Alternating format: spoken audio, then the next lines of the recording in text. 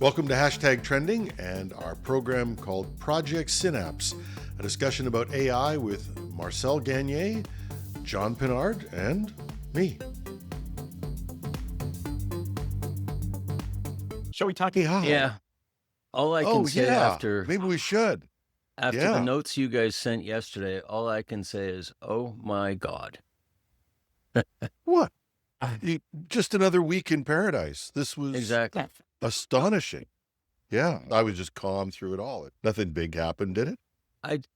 Nothing at all. It's really, we say this, I think, practically every week, but it's getting really hurt. Yeah. Yeah. But some interesting things this week, and we'll go through some of them. I want to start with jobs because that's where we went. We're going to get to Google I.O., but I want to spend some quality time with Google I.O. because I think that's, Let's do that.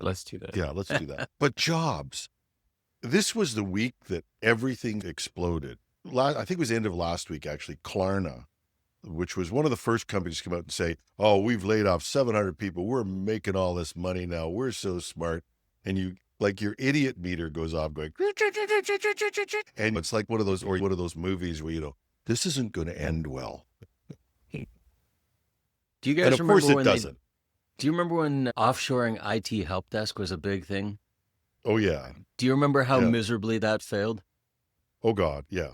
The first wave of outsourcing is actually pretty similar to this. I was an IT executive at that time. We'd go in and we signed this great deal with a 3-letter company that sounds like YBM.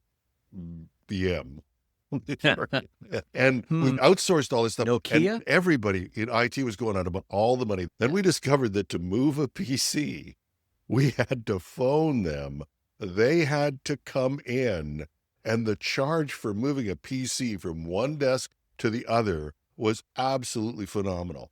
I think the only thing that we saved was the VP's job. And that was barely from that great cost-saving exercise.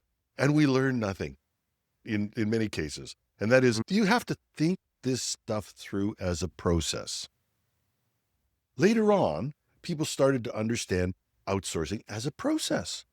And you have to think it through. You have to become more efficient because if you don't, the outsourcer will just make you pay for that. And what did they do? Many of them, the best of them, came in and fixed the processes. And ta-da! So anyway, that's the maturity of outsourcing. The immaturity of AI is here. But actually, I dug around for some stories. That's why I picked this up, because I was quite excited to find this. So Klarna, which was the big firm, they laid off 700 people, customer support people, and put them right onto an AI chatbot, which says, people are our greatest asset. That's why we're giving you an AI. The dumbest move possible. Instead of doing what they should have done, which was using AI to enable the customer service people. There's lots of people who've done that. So you put a person on the line, but you give them access to be able to find anything, any piece of information with a great AI search. You give them some hints about how to handle problems. There's lots of things you could do to supercharge your customer support people. And that's what they've had to do. They've had to hire back the people. So my fear is we're all going to take this out of the lesson and say, oh, you see, AI is not going to take my job. Yeah. Here's a company, and again, I sound like a broken record on this, but we have got to start looking east. We got to stop looking south and look east, because the Chinese and people from Eastern countries are once again eating our lunch. Foxconn from Taiwan, and everybody knows Foxconn. If you got an iPhone, it's probably made by Foxconn in one of their factories in China. A Taiwan firm, right? They outsource to China. Most of your devices, or if you've got a smartphone, is built by Foxconn. They make 40% of the electronic devices in the world. If you're listening to this and you think that AI automation and the jobs that it is going to eliminate, no doubt about it, is a thing that we can wait for, it's already happening in China. And we have this great hubris about China. And you heard it from Vance in the US, the peasants there and stuff like that. This is nonsense. These people have automated factories. They have incredible process control. They're running whole manufacturing where they build a house. They built a skyscraper an apartment building in less than 2 days because they prefabbed it. And and I still see these things of, oh, somebody will send me a big apartment building in China and say, oh, I don't want to live this way. It's nuts. Anyway, what does Foxconn do? They've concentrated on changing the processes. And it's just, if anybody studied lean manufacturing, they've taken lean manufacturing to AI. And what do? They tackle the areas of biggest waste. So what's the biggest waste in lean? For those people that study it, setup. If you actually take a look at the waste in a process, every time, this is why people say you don't multitask. Because when you multitask, you're constantly incurring a setup waste. Every time you look at a new process, you have to get back in line with it and all that sort of stuff. You're better off to do the thing they call flow, which is to work straight through something. You'll be far more effective. Foxconn took their setup. 80% of their setup can now be done with AI, including things that used to be done by humans. In manufacturing, this is everything. A line change, bango, 80% of it's done. And they kept their best people, their most productive people. They didn't go through some massive layoff. And those people that do the 20% are also the smart people whose jobs they've protected, unlike certain other companies that I know where they just do these blanket layoffs and dumb stuff. They've kept their smartest people. Why? To work on becoming more efficient on the rest of it. That's Foxconn. And I never thought I'd say this. IBM. IBM got rid of about 8,000 people. I thought this was going to be one of those truck accidents or one of those disaster movies. And it's not, actually. They've hired another 8,000 people. They got rid of the people where? In HR and areas where you can lose them. And one of the first experiments I did in AI was to automate our manual, our employee manual. You didn't have to call HR. That was really simple. And that was, hallucinations be damned, it was damned accurate. I don't need somebody there to read the manual to an employee. I can give you, if you want a voice, Google will do that now.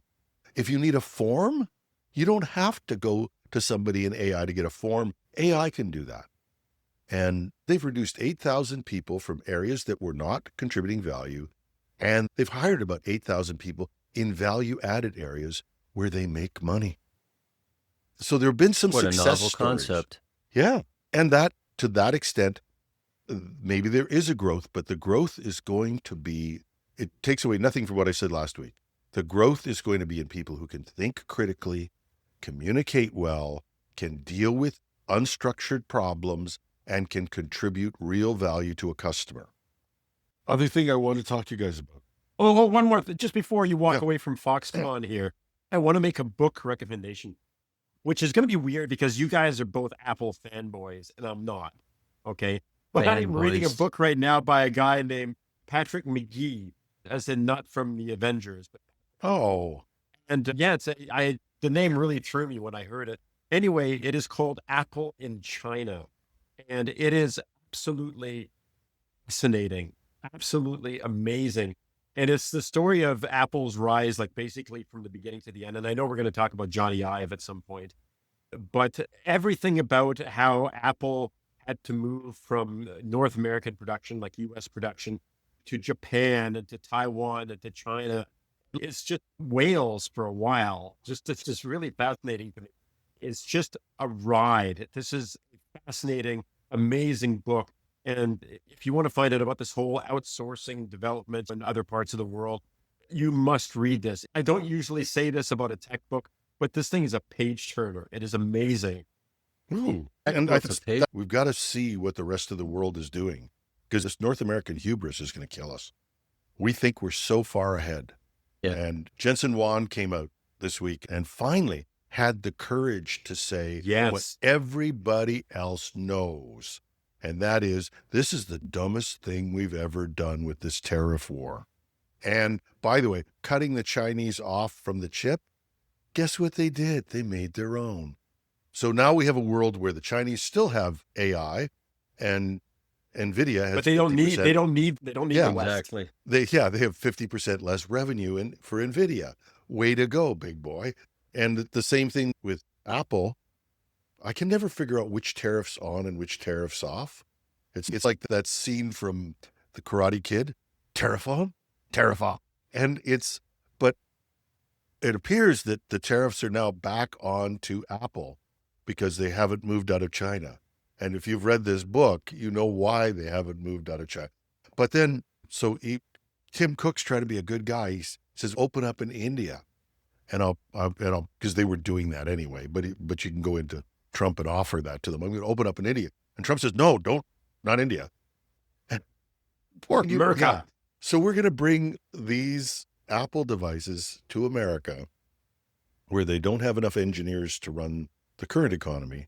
And they're suddenly going to find all of these. And we're going to take something that I think somebody told me that the NVIDIA chip has like 1 million parts and they're sourced from all around the world and various integrated pieces of a supply chain that, as we talked about, is totally designed to be as efficient as possible.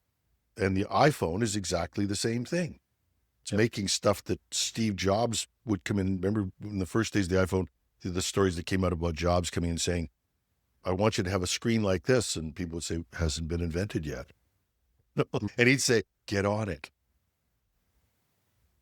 Which brings us to Jony. We might as well talk about Jony Ives. Let's talk about Jony Ive. What One of the things in the book that they mentioned was that the guy who actually, Steve Jobs took over from after Steve Jobs got fired, going through the whole process, he made some quip about the idea that, as he was leaving the company and Steve Jobs was coming in, he said later on in an interview, he said something along the lines of, my tombstone will read, here lies the man who hired Jony Ive.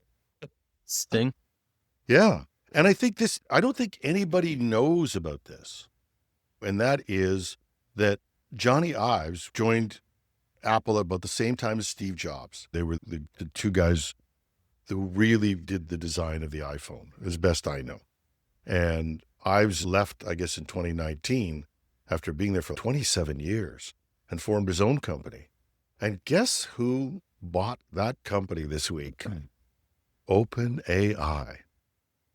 Now, this is either going to be really great or it's going to be really bad, because the last group of people from Apple who went off and invented a device were those people who had the thing from Star Trek where you'd tap it on your chest. What was that called? I can't remember. Human AI pin. Human AI, that's it. Yeah, and they got the pin and it looked like the Star Trek thing, and they did the greatest product launch ever. It was so cool and sold nothing. So Jony, just to make that clear, like I think he's starting to become more of a household name than he used to be because of a lot of what's happening these days. But Jony is the guy who is responsible for all of those designs. So Jobs was like a master marketer, and then you had Steve Wozniak, who was the tech. He was the brains that created the original Macintosh and and all the things that went behind it. But Ive was hired in between. Actually, he was hired, if I remember from correctly in the book, in between Steve Jobs' first ouster and his return. So somewhere in the middle, he was hired. And so, yes, he has been around for a long time, but he was stuck in a back corner somewhere, coming up with these cool designs and so forth. And one day Steve Jobs walked in and said, what the hell is this? And was just like blown away by the designs that this guy was coming up with. And then the whole of Apple's design philosophy changed that day from we're building these things to we're building a high-end product. We're building a lifestyle, a look, and so on. So Ive went off and started his own company called, interestingly enough, IO. Okay, which is interesting because we're going to be talking about Google I/O and Jupiter Moon I/O. I have to say, every time and we're going to get to Google survived this week because they were so great. But once again, OpenAI, when are you going to announce the deal with Jony Ives? Right in the middle of Google I/O. And to poke them in the eye even further, Sam Altman, who I think is the greatest marketer since Steve Jobs, has bought a company called I/O. Yes, which is what happened last year's Google I/O. We're releasing deep research at a time when Google releases deep research. But Jony's company I/O, was a product design company. I'm not even sure that they actually have a product that was out there, but there's a video that you should look for on YouTube, and maybe we can link to that in the show notes. And somebody described it as a meet cute. You know what a meet cute is in movies? A meet cute? No. A meet cute. Okay, a meet cute is a Hollywood explanation of there's a Yeah, I know what guy. that is. It's He's sitting in a coffee shop and this woman Yeah. walks in and they look at each other across and a connection is made and he goes and walks over and sits down and they start to have a conversation and love blooms, right? Yep. So they did exactly the same thing with Jony Ive and Sam Altman. Johnny is sitting in a cafe and Sam Altman walks in and they make eyes across and they sit down and they talk about what the future should look like. And they make a point of saying, this is not a takeover. This is a partnership. This is a merger. We're going to be creating this new transparent AI there's no product announced. We don't know what it is. We know that it's not going to be like a pair of glasses or anything like that, because apparently Altman hates things that you wear on your face or on your ears. He hates that sort of stuff. So he wants it to be something that's invisible, but nevertheless allows you to have access to the intelligence of the world without always having to have something else. And of course, this guy loves Apple. Altman loves Apple. Okay. And so for him, this is actually a really big deal. And so he goes on about this idea that they're going to announce something amazing in the next 12 months.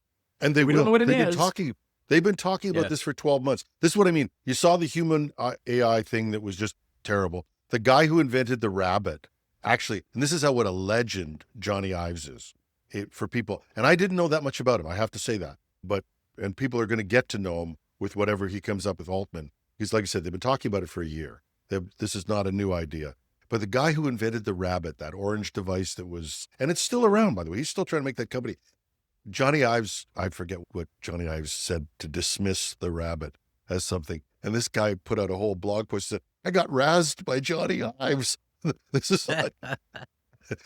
is what a god this guy is in terms of design. So whatever they're going to come up with, it's going to be astonishing. And that's going to be. That's the premise. And the theory, the backroom talk is that this is going to make OpenAI $1 trillion. We're floating some amazingly big numbers here. Yeah, but this is the thing. Integrating it into our lives is going to be the marketing challenge. Right now, and everybody's been saying that just all it does is answer questions, or all it does is this. Google blew that away this week. But also, we're going to see an integration in our lives. Matter of fact, I think one of those stories I did this week was that Zuckerberg has not given up on the metaverse. And he shouldn't. And he shouldn't. But he's been such a failure. He's only sold 2 million of these Ray-Ban glasses. 2 million. Only if you're running like a company as big as Meta could you say we only made 2 billion. We only got $2 billion in revenue from the metaverse. Only chump change, only 2 billion. Now they're still investing in it, and people are saying they're losing money. No, they're not losing money. They're investing in building this thing. That's right. This is nuts. Yeah. But I only sold 2 million of these glasses. I'm such a failure. If I could have failed this way just once in my career, I'd be living in a better house. But they're also, I was doing some reading last night, and then they're talking about a pocket-sized product that they're talking to build that's not going to have a screen on it. And it's like they're already targeting it for late 2026. They already want to sell 100 million of them rapidly. And they're referring to it as it's an AI-powered consumer hardware, but they're not really saying exactly what it is. Or at least not that I've seen. OpenAI, right? Yeah. Yes. Sorry, OpenAI. Yes. Have you heard of this guy, Jaron Lanier, and Jaron Lanier, Lanier, or Lanier? I have not. He's basically the guy more or less credited with inventing virtual reality.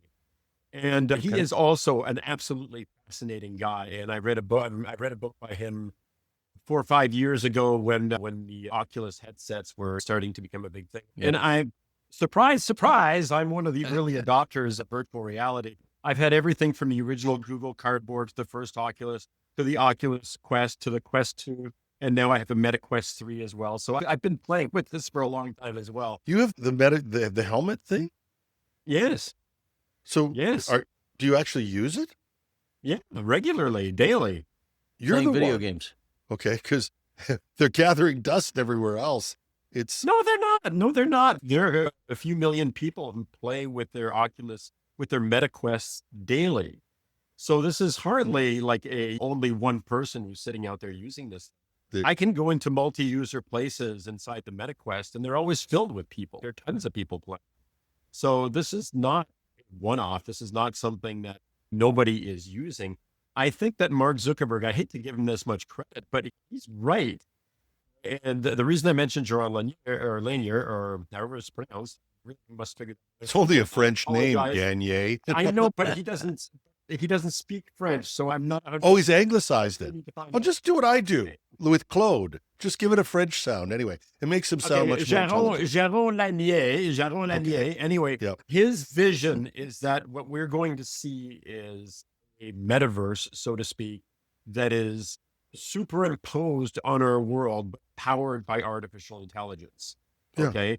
And all of those things are going to come together at some point. And the winner in all of this is going to be Mark Zuckerberg, because he did not abandon this thing. And we're going to see, like augmented reality glasses are coming. Augmented reality overlays of our world are coming. And there is one company and one person who is basically running this show, who has seen this coming and is still on board and is going to reap the rewards. And I think too that anybody that thinks that this is going to be a fast moving thing, like getting from zero to completion, it's going to be a long game to get. Yeah, this is taking 3 years. I think that's one of the things that's going to be a bit of a differentiator too, is that the ones like Mark Zuckerberg, who can afford to sink money into it, knowing they're only selling 2 million glasses, but that they can say, but we're going to continue to put money into it. They're the ones that are going to survive.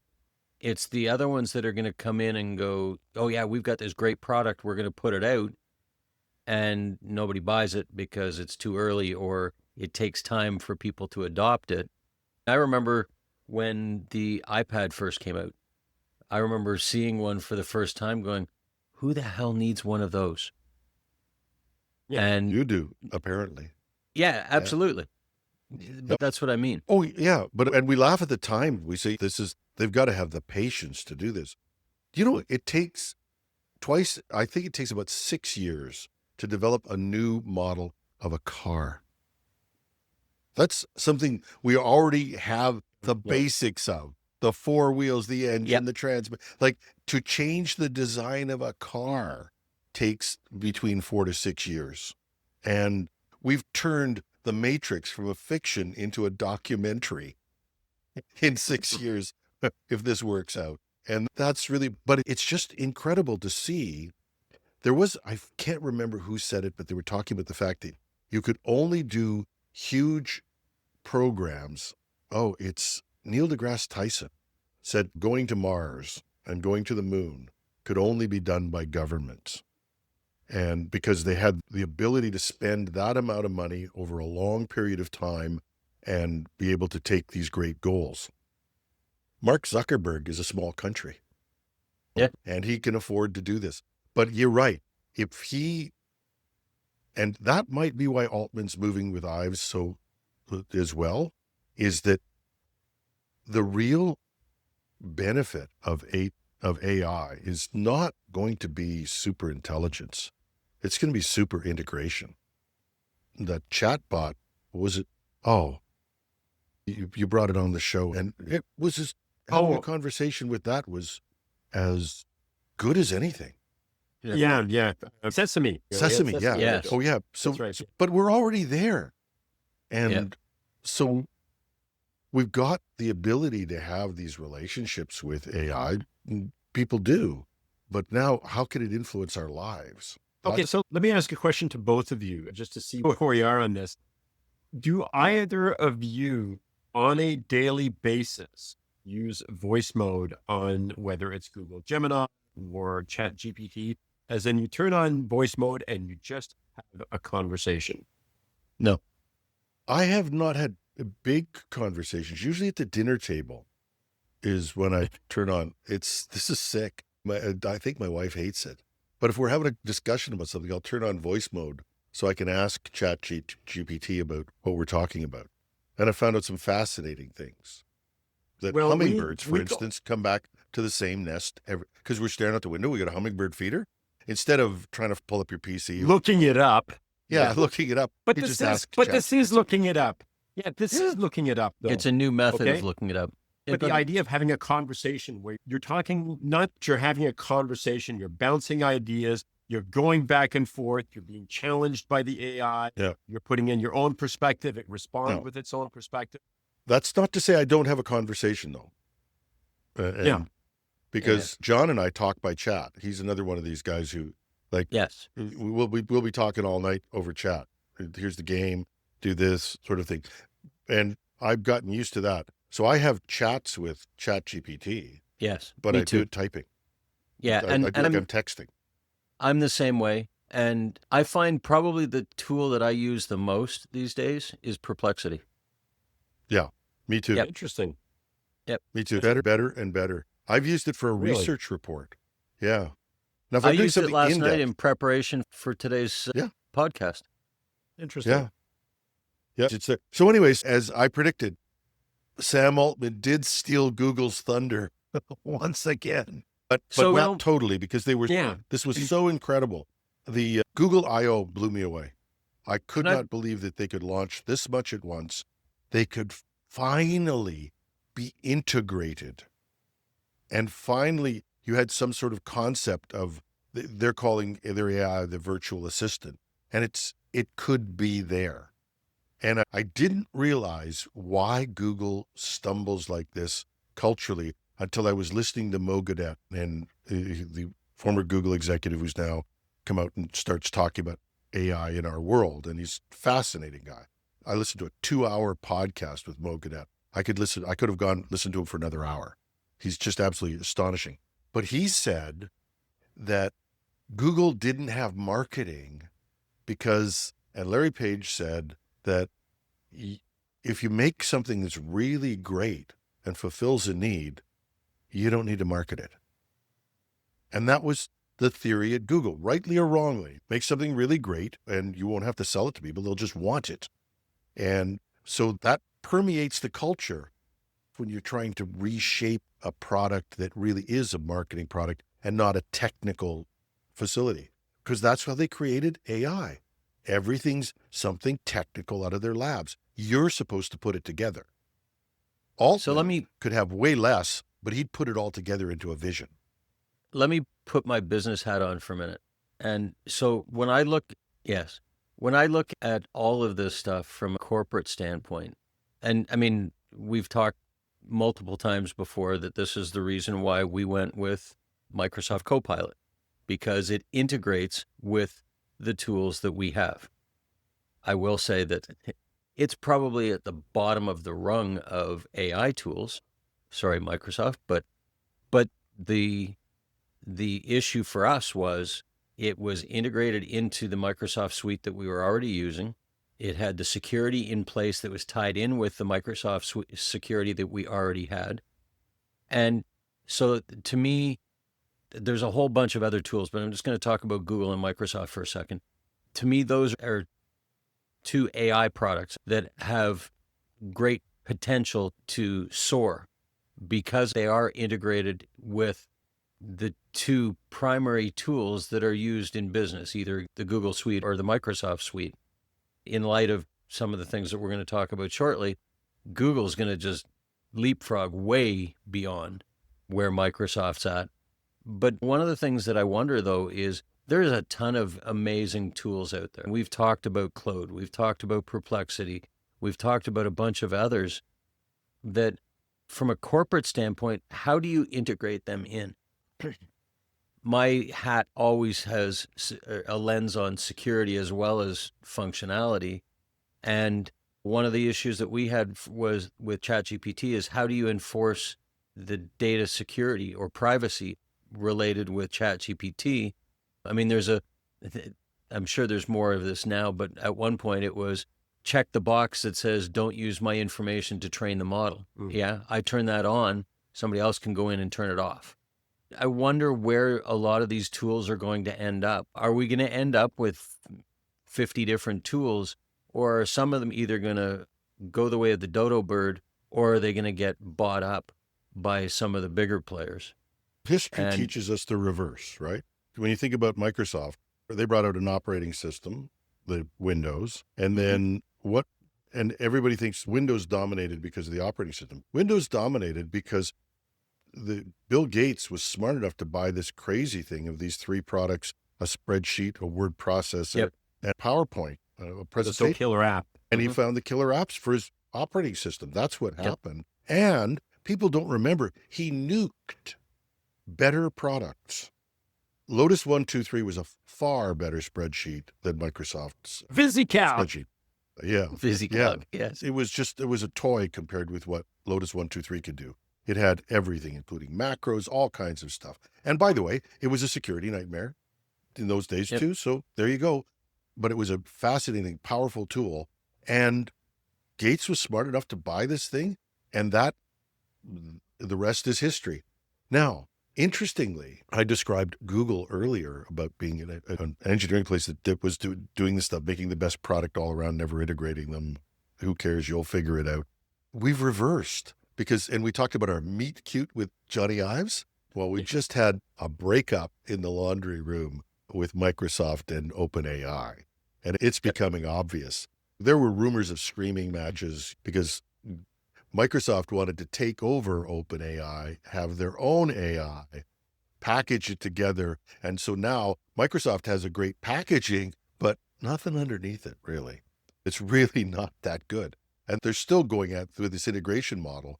But OpenAI, they just took Grok in. And the reason why Microsoft can't have a relationship anymore, because they discover they make more money hosting this stuff, trying to sell it to guys like you. And their hosting revenue has just gone out the moon. Their growth is incredible. AWS had the biggest market share, and Microsoft has had the biggest growth quarter over quarter. And a lot of it is outsourcing. They've taken on all these models. They data charge centers, them. everybody. Data centers. Center. Yeah, they're out there making money. They're now the Levi Strauss of computing. A business, and I'm not talking about a tiny business that can turn on a dime and sell something different tomorrow if they want to, but a large business needs stability. They have to know. And of course, we're seeing this. If ever there was a time to bring politics back into this, the whole tariff on, tariff off nonsense, there is no stability in the marketplace. And the stock market is showing this because it's up and down like a freaking yo-yo. It doesn't know what to do because it has no idea what the future is going to look like. But companies need stability. They need to know what the world is going to look like 6 months, 8 months down the road and so forth. And that is a good reason to go with something like Microsoft. Consumers don't we do, but we don't care. Okay. We will go with, this is the cool thing today. It does what I want it to do. And we're happy to switch the next day. And I think that's what companies like OpenAI can do really well. Let me just bring Claude into this for a second here, Anthropic. Yes. Do we actually have a sequence of things that we go through on the show? I'm just kidding. Anyway, Claude, we don't. No, if that's not apparent by now, no. But Claude, so Anthropic yesterday dropped Claude 4, Claude 4 Opus and Claude 4 Sonnet. So this week we're talking like Google I/O. Everything is going to be Google I/O. And then we get Sam Altman and Jony Ive and the I/O partnership. And then Claude 4 comes out last. Everything is Anthropic now. But the reason that I bring Anthropic into it is the fact that we all love Claude. We really do. It has figured out its niche. I think it's decided that the whole idea of the chatbot, the interactive, we're having a conversation thing is not that they're bailiwick. Because now generate images, it doesn't have interactive voice mode or anything like that. But what they've done is they've doubled down on coding and on business processes and on automation. And of course, the Model Context Protocol, MCP, which is now the thing. And then, of course, the fact that they are the favorite AI model for using coding tools like Cursor and Windsurf, which is interesting because Windsurf just got bought by OpenAI. And Microsoft, talk about the argument with Microsoft and OpenAI. Microsoft made their tool open source. In other words, the day after Sam Altman spent $3 billion on Windsurf, Microsoft made their coding tool open source and free.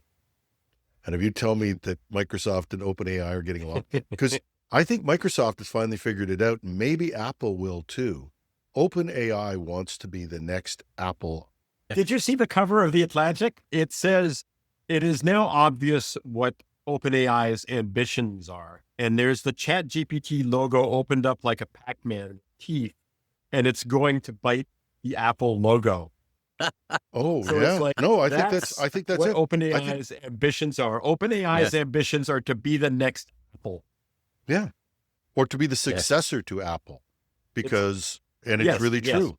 After Steve Jobs left, no matter how, Cook is a nice guy, but they have not, it's like that. There was a comedian, Gabe Kaplan, had this show, Welcome Back, Kotter. And there was a famous show. Everybody Welcome back. Yeah. And Mr. Kotter. Yeah, Gabe Kaplan brought his stand-up act back to Montreal and the Just for Laughs Festival, which is one of the biggest comedy festivals in the world in Montreal. It's just, anyway, but his opening line was, and this is a way, after you've been off for 15 years and he comes in, he says, I was walking through the airport and this lady came back to me and she said, this old lady, she comes up to me, she says, aren't you Welcome Back, Kotter? And he said, yeah. He said, you ain't done shit since, have you? And it's true. He made a lot of money and he went out What playing have you done poker for me 50 lately? Yeah. But this is the Apple story. After Steve Jobs, there's only so long you can mine the genius. Sorry. Is your iPhone any better than it was in 2019? And Siri still doesn't work. Well, yeah, don't forget Apple Intelligence.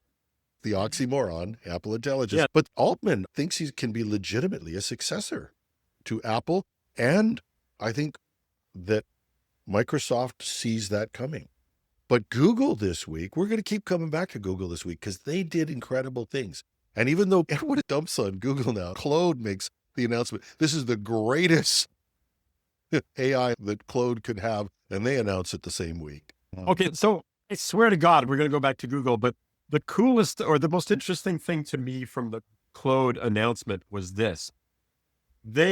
Claude has been seen as the AI model with the most personality as well as the best one for coding. Okay.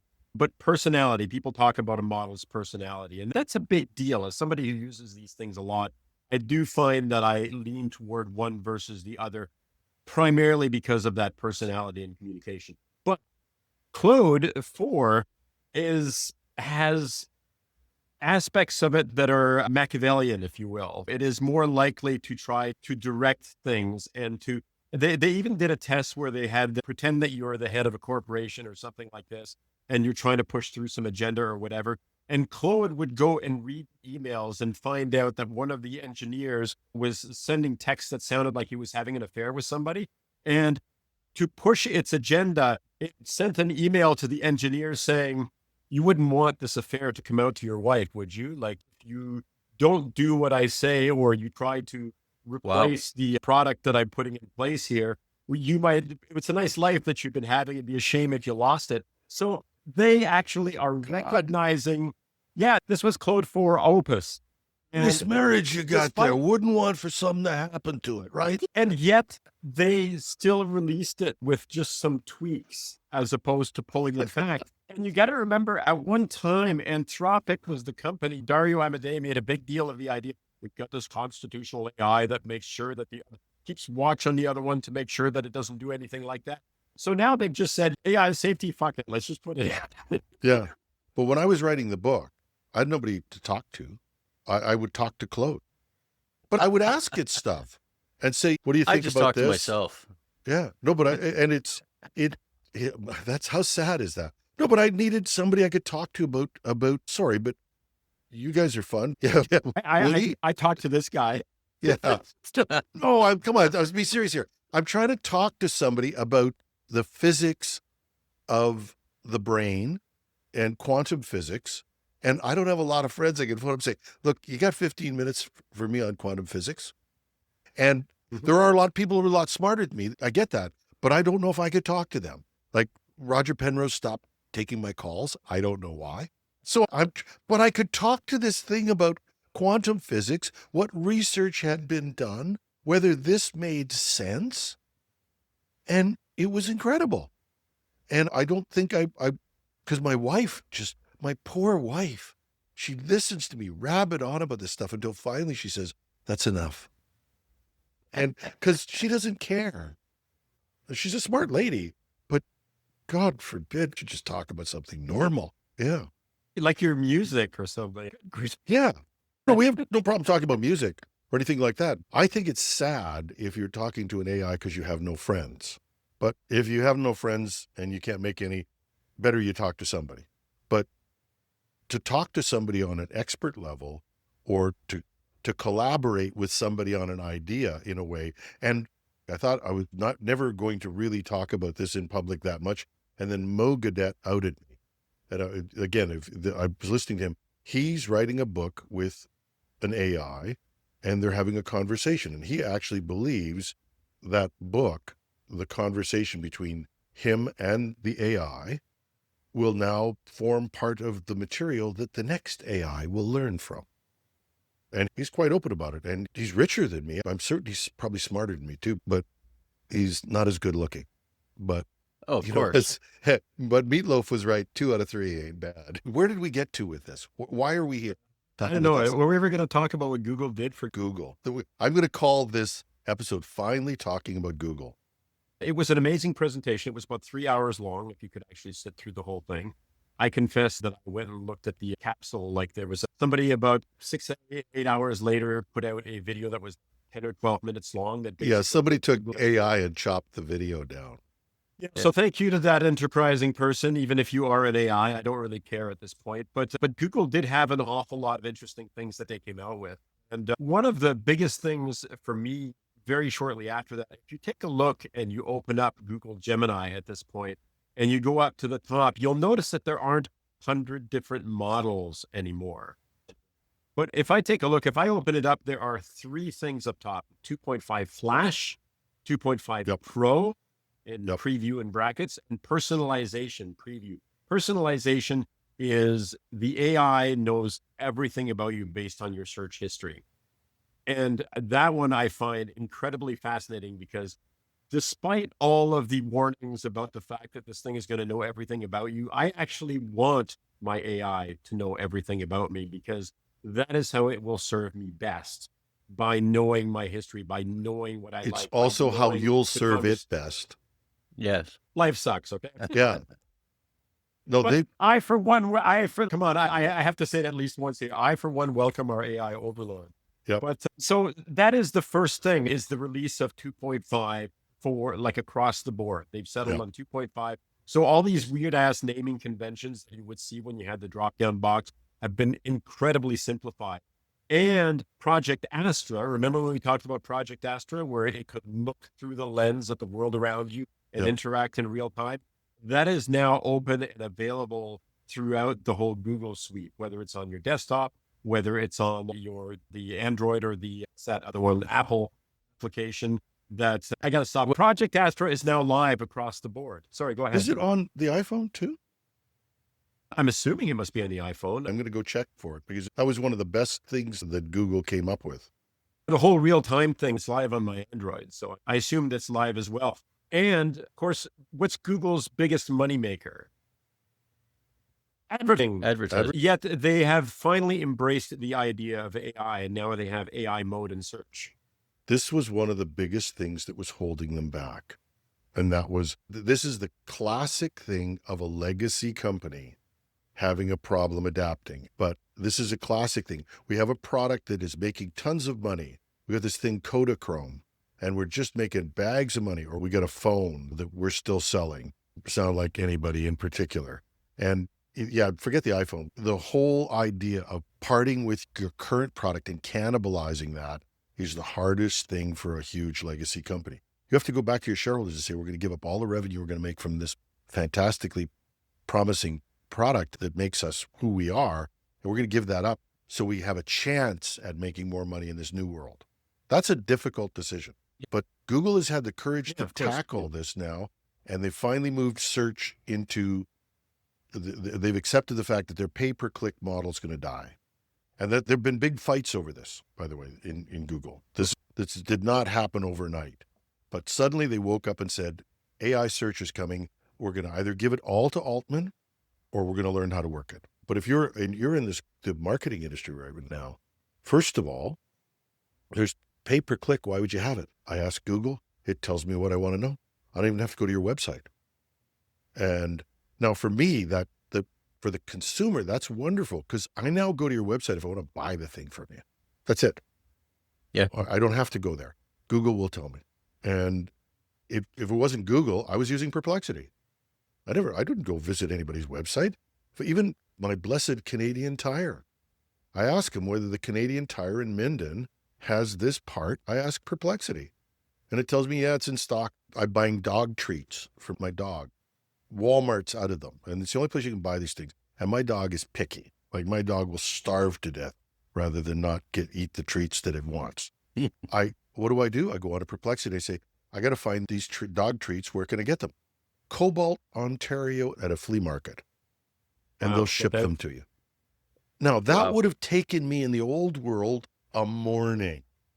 But 2 minutes, done. Got the answer, had the order placed, and they shipped 25 of them to me. Google can do this better than anybody, but it's going to cost them. And it's going to change the whole industry. All the people who did SEO. Remember SEO, where you try to get your website so they can see it by Google and you can be a part of a list of websites? Kiss that crap goodbye. You're going to have to find a way to suck up to the AI now. And that's why we have AIO. Artificial intelligence optimization. Yep. You're going to start to see all those. You'll get these ads, not for SEO anymore. You'll get these guys who say, I can get you to the top of Google's, but you're not going to be the top of the page. You're going to be the one that I'm good friends. I'm good friends with Gemini, and do you work with me and my buddy Gemini? We'll get you a backstage pass with Gemini. So that's a huge. I have no idea what that accent was. Now, I apologize. Me either, but yeah. but now that they've gotten past that, they can now turn the search into something that does everything, which is what I've just wanted. And now, Marcel, here's how I am. I bought Gemini when I set up the publishing company that I have now. I went in and I bought a URL and I had my own email. So that's where we get editorial at technewsday.ca is set up with Google. Now my search works. Click. Hey, I did a story on Foxconn. I want to go back and check my Foxconn story.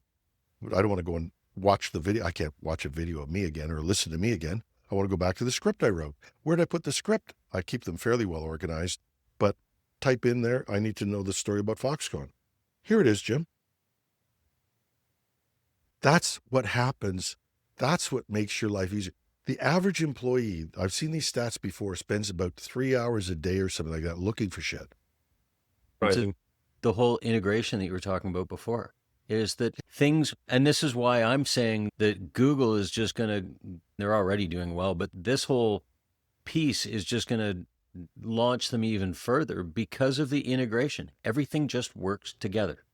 And they're going to integrate into cars now as well. This is what this morning, Jim. They were smart enough now to know that Sam Altman's going to come in.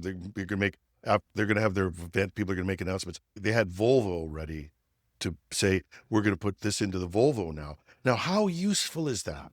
And the story I did was, and this is what is just so freaking useful. This is what makes me just so crazy about liking it, is when you're driving along, I don't care about the stereo. I can turn that on. That's great that I've got these great voice commands that it can never hear, that I can never do anything with. But maybe that's just with the road noise. But how many times have you been you're listening to your map and it says something, can I finally talk to it and say, I don't want to take the shortest route. I want you to reroute me to this. Or I'm looking at this. You've taken me to a place that doesn't exist and I really need to find my way back.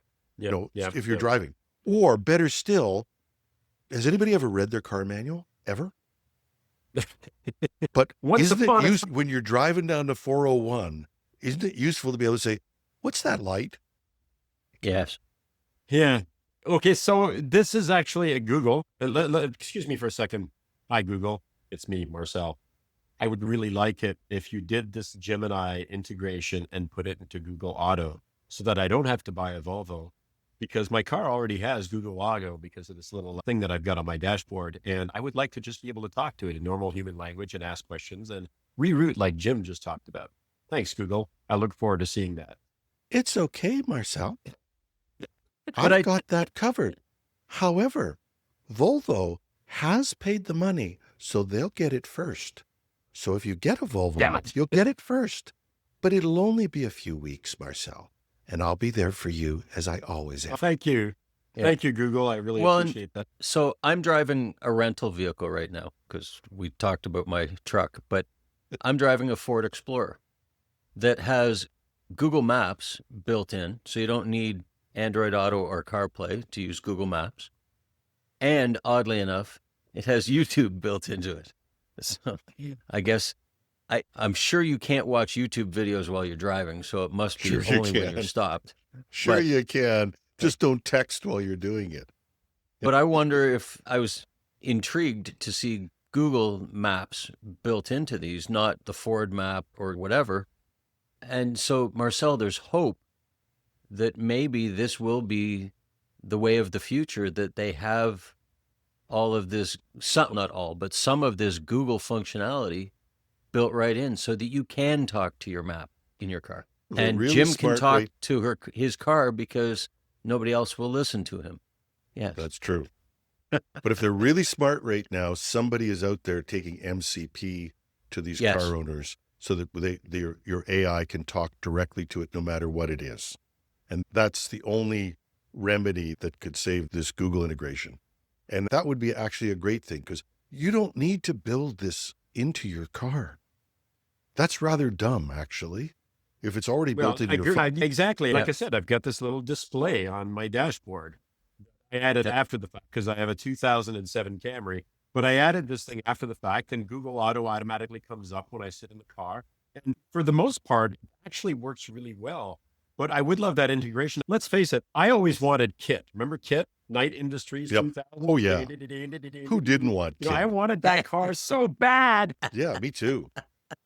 And I Elon bought a Musk, plastic the crazy model of thing it is and put it Elon together. Musk could have built that stupid car if he hadn't wasted his time on the Cybertruck. Yeah.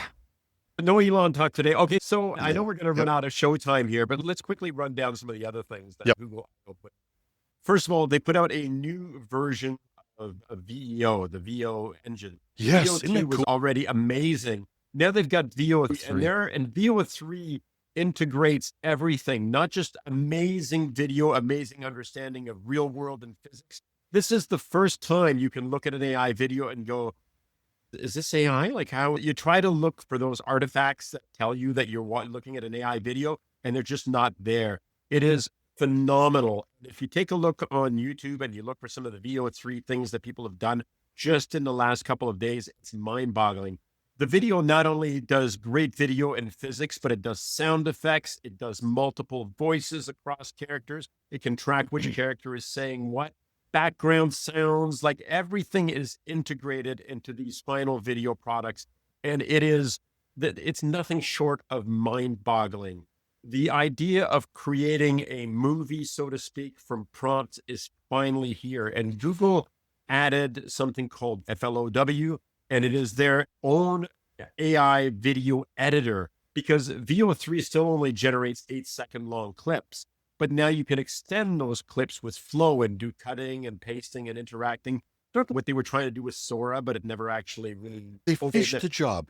I can actually envision using this. I would never use Sora to do anything. I went on. No. And I said, my problem is, what can I do with it? I made a cute video. I want to spend my afternoon making cute videos that are 5 seconds long. That's great. I need marketing videos. I need a trailer for this thing. I need these types of videos that I want to make.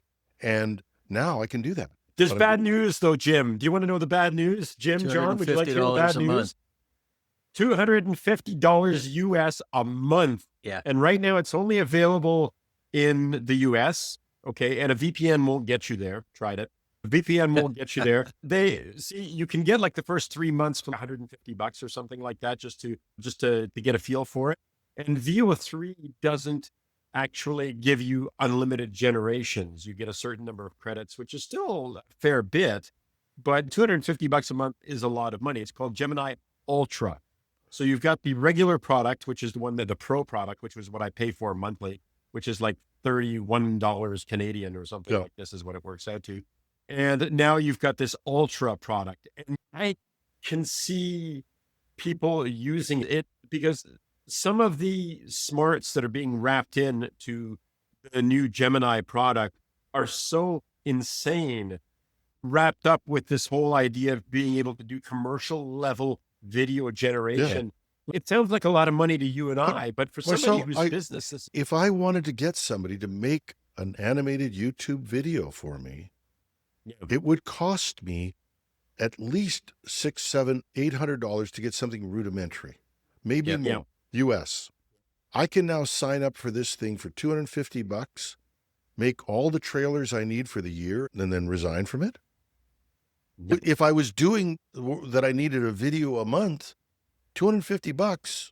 And by the way, we do need sponsors for this program because I can't afford this. But $250 a month for that is trivial if it can put together an actual video. Now, my son is now going to be even more out of work, but I'm hoping, and it's so funny because I was talking to him and he is part of the younger arts group that is totally rejected AI. He just has nothing to do with it. But I'm hoping that he'll wake up and take a look at it and say, if I could be better at using this than anybody else, I could have a really great career.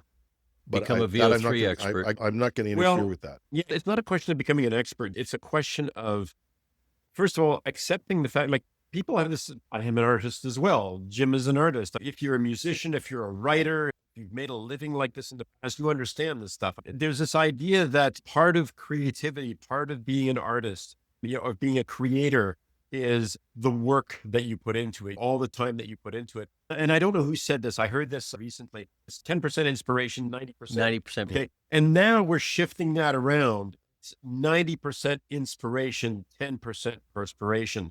So the fact is, if you want to create something, people have this weird idea that you just say, make me a movie, and that's all it takes. No, that's not all it takes. You still have to have a vision. You still have an idea of what it is you're trying to bring to life. You still do storyboarding. You still go through ideas, who's talking to who, what happens next, blah, blah, blah. So you have to have some kind of a vision to string all of these 8-second clips into a final product that somebody is going to watch. It requires creativity. It requires agency from a human being. And that is, I think, what the anti-AI crowd needs to accept. And a lot of my friends are writers and artists and musicians. I get that. I totally get it. And I'm usually the guy in the room. If I'm in the room with all these people, it's let's not talk about AI. Marcel is here. But I think that once you can get over that hurdle, okay, and accept that your job as an artist is to bring a vision to life, whatever it happens to be. And if you can skip a whole pile of tedious work and concentrate on your vision, on your creativity while you're bringing these things to life, you haven't lost anything. In fact, what you've done is you've enhanced your ability to bring that vision to life. Yep. But bringing this back to Google, this whole thing of this is going to eliminate jobs. This is going to make people more efficient. This is going to be able to do a whole pile of things. Like I said, I don't know of how many hours a person spends looking for stuff. I know how many hours I spend looking for stuff, and I'm no longer in a corporate career, so all that time goes. The ability to produce videos directly from where you are, the ability to create things and finally create things where it'll say to you, do you want me to clean up that email for you?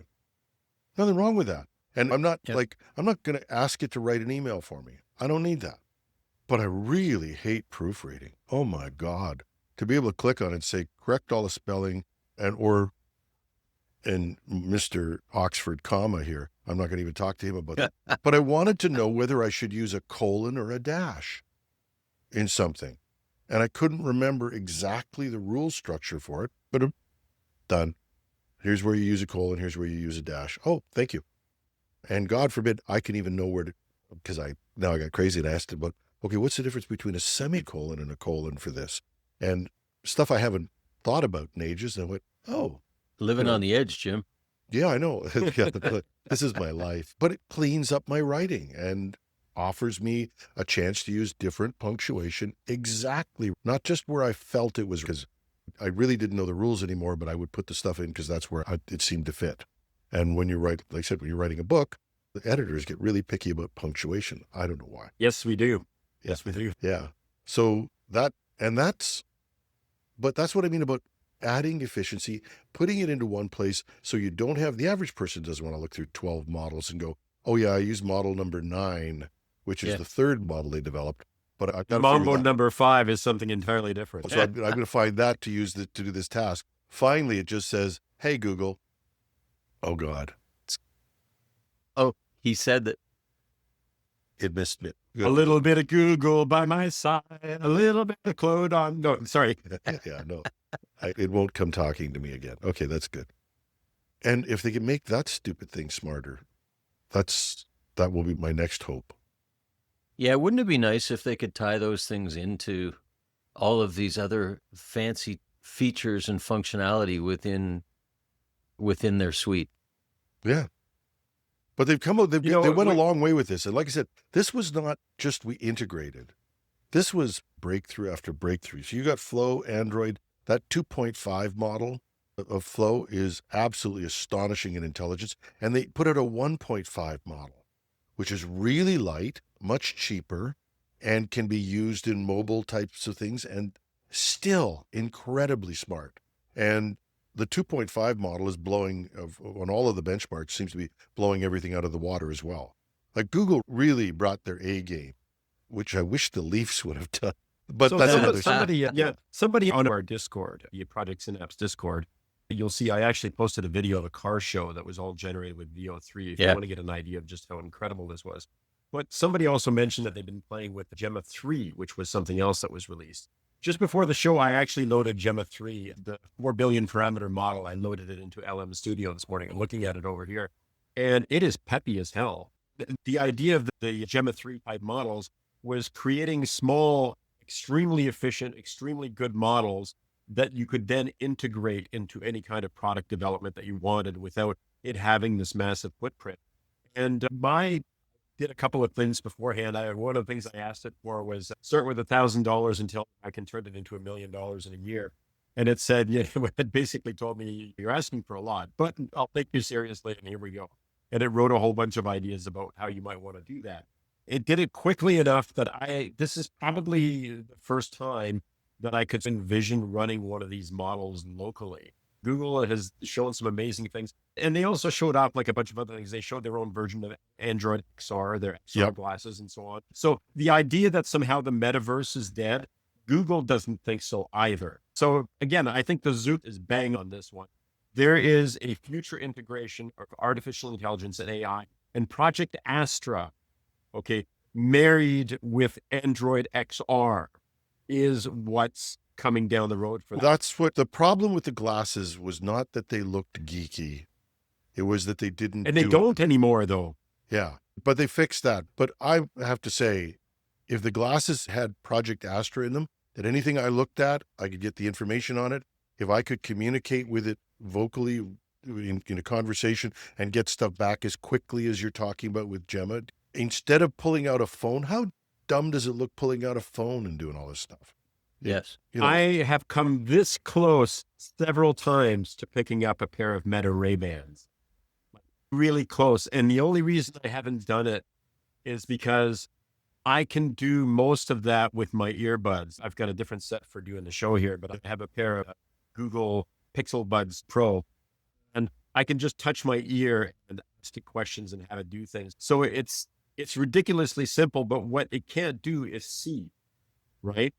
Don't tell me that Marcel's going to push us to the dark side and end up getting us into Android and Google stuff. No, the beautiful thing about the beautiful thing of this is that this is the great thing about competition. Apple's either going to lie down by the side of the road and die, or they're going to get their thumb out of their bum, and they're going to come up with something that is equally as good quickly. Because if they don't, they're going to have to do it quickly. They need, and they better have been working. And Apple's so secretive. You never know what they're going to do. But if they don't do this, they're going to lose. And that, I don't even know if we can conceive of that in this era, that Apple falls off by the wayside. They have so much bloody money and so many great minds there that they've got to be working on something. But the reality is, no matter how we stack it, you will be looking through a set of glasses or something that will, and we don't know what it's going to look like, but the foundation is there now. And that's, people are finally bringing this together into something that you could say, yeah, that's a virtual assistant. And that's where our job changes come. Like I said, the first thing is we'll automate all the stuff that's easy to automate. And that's coming whether people like it or not. But the second thing is we'll make ourselves 5 times or 6 times as productive. And that changes everything. I never thought I'd be happy to see Google coming back like this. It's almost like the schadenfreude of Google is there, but now it's like you're looking at them going, yeah, good to see you back. But this is that whole leapfrog thing that we've talked about before, that OpenAI does something amazing, and then Google does something, and then Claude does something, and then OpenAI does something even better. And I think we're going to continue to see this on an ongoing basis. Who knows where it'll stop, but and that's where I was saying before that I think it really is going to boil down to who can't keep up is going to either get bought out or they're going to fall by the wayside. They'll become specialty. Yeah. Every once in a while, we all need a kick in the pants. I think that's what's happening with these big players right now. The reason you're seeing stuff coming out fast and furious is it's being driven by AI development, used in AI development. Yep. And then, of course, the market forces of the kick in the pants for all of these companies. So they just keep responding to that. Yeah. And now, because we always put this in terms of old movies and stuff like that. Remember that movie where it was Carrie, where the hand comes out of the grave at the end of it, and because you can't kill it? The Chinese are going to make this all open source. That will be interesting. They're not going to sit back and they're watching all this stuff. I can't wait to see where the next DeepSeek moment comes on this. I've spent $36 billion doing this, and it's free. Oops. It'll be interesting to see what happens tomorrow, the next day, next week, next month. There's no point saying next year because that's like an eternity from now. But yep. Thank you. You're very welcome. Good to be here. Fun hanging out with you guys each week. Yeah. John Pinard, thanks for coming in. It's enlightening. If you're on YouTube. And that's our show. Love to hear what you think about it. You can reach me at editorial@technewsday.ca. You can find me on LinkedIn, or if you're watching this on YouTube, you know what to do. Just put a comment under the video. I'm your host, Jim Love.